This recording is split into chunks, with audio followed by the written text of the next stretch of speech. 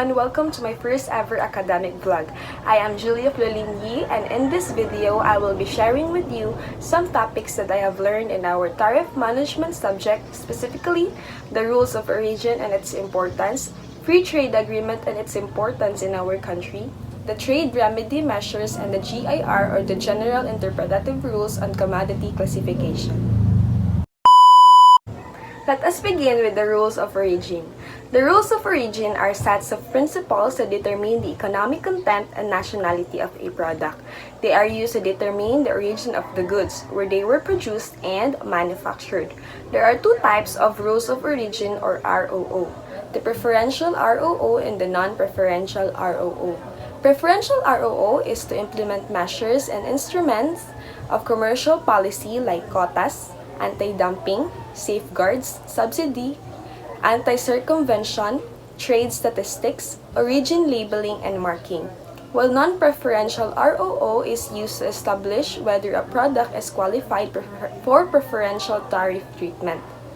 The rules of origin or ROO is important as it helps implement measures and instruments of commercial policy, as I have mentioned. It helps determine whether the imported goods shall be subjected to MFN or preferential treatment. It is used for trade statistics and issuance of certificate of origin, for the application of labeling and marking requirements, for public procurement, and for process patent. Let us move on to free trade agreements or FTAs. Free trade agreements are agreements according to international law to form a free trade area between the cooperating states. These are agreements between two or more countries where the countries agree on certain obligations that affect trade in goods and services, the protection for investors, and the intellectual property rights, among others. There are three types of trade agreements: bilateral, multilateral, and regional. Bilateral trade agreements occur when two countries agree to loosen trade restrictions between the two of them, generally to expand business opportunities like the PJPA and the FTA. Multilateral trade agreements are agreements among three or more countries like the WTO or the World Trade Organization, while regional trade agreements are treaties between two or more governments that affects the rules of trade for all the signatories, like the APEC, the ASEAN, the AFTA, and the ASEAN and its free trade area partners, the AANZFTA, the ACFTA, AHKFTA, AIFTA, AJCEPA, AKFTA, and the RCEP. These free trade agreements are important as they contribute to greater economic activity and job creation. They help address behind-the-border barriers that would otherwise impede the flow of goods and services, encourage investment, and improve the rules affecting such issues as intellectual property, e-commerce, and government procurement. They give businesses and consumers improved access to a wider range of competitively priced goods and services, new technologies, and innovative practices. They promote regional economic integration and build shared approaches to trade and investment between trading partners. And lastly, they deliver enhanced trade and investment opportunities that contribute to the economic growth of the less developed economies. Let us move on to the third topic, trade remedy measures. Trade remedy measures are based on Philippine legislation and consistent with the World Trade Organization. These are trade policy tools that allow governments to take remedial action against import which are causing injury, whether serious or material injury, to the domestic industry. These are anti-dumping, countervailing, and the safeguard measure.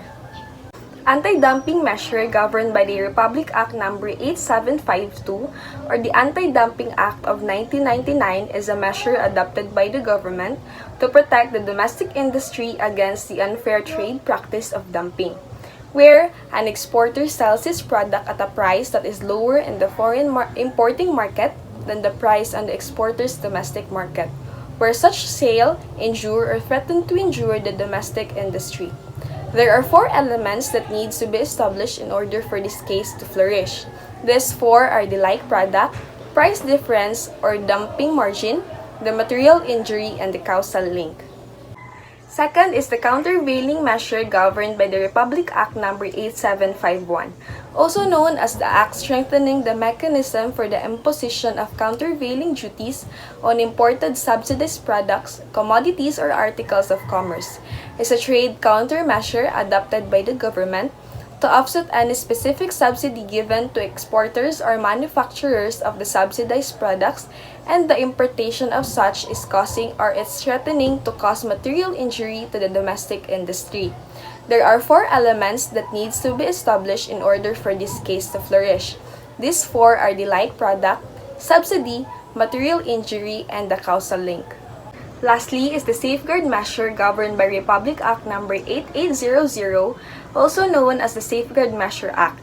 It is a trade remedy measure adopted by the government to protect a specific domestic industry from an increase in imports of any product which is causing or threatening to cause injury to the domestic industry.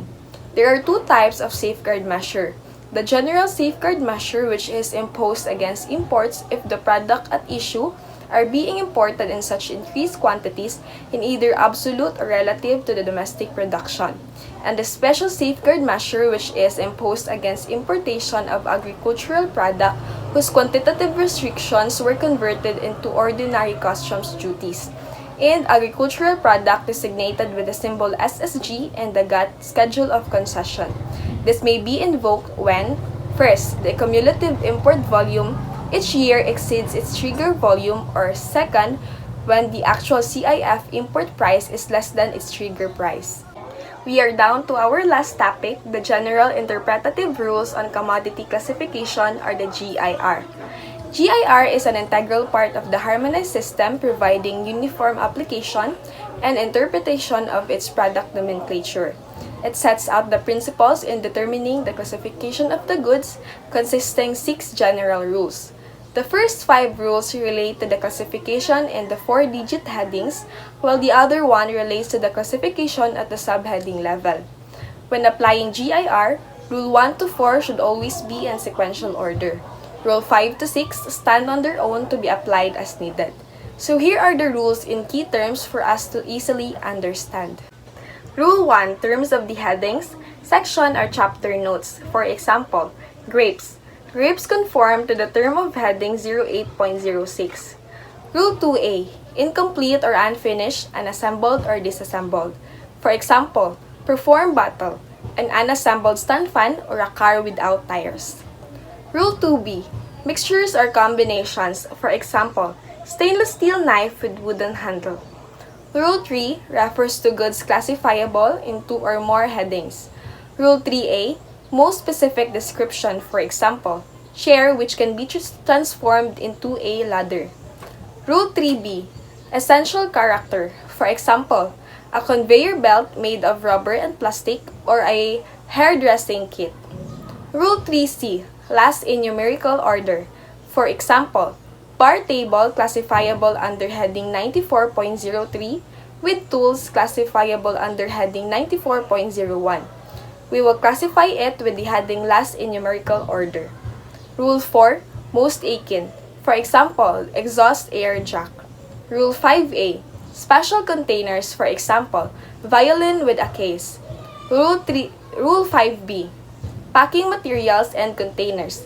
For example, wristwatch packed in a paperboard box. And lastly, Rule 6, subheading rule. For example, a plot, a hybrid fruit of plum and apricot, classifiable under subheading 0809.40. That's it. That's the end of my video. Hope you learned something from the ROO, the FTA, the trade remedy measures, and the GIR. Please don't forget to subscribe and hit the notification bell below for more videos. Thank you for watching. Bye-bye!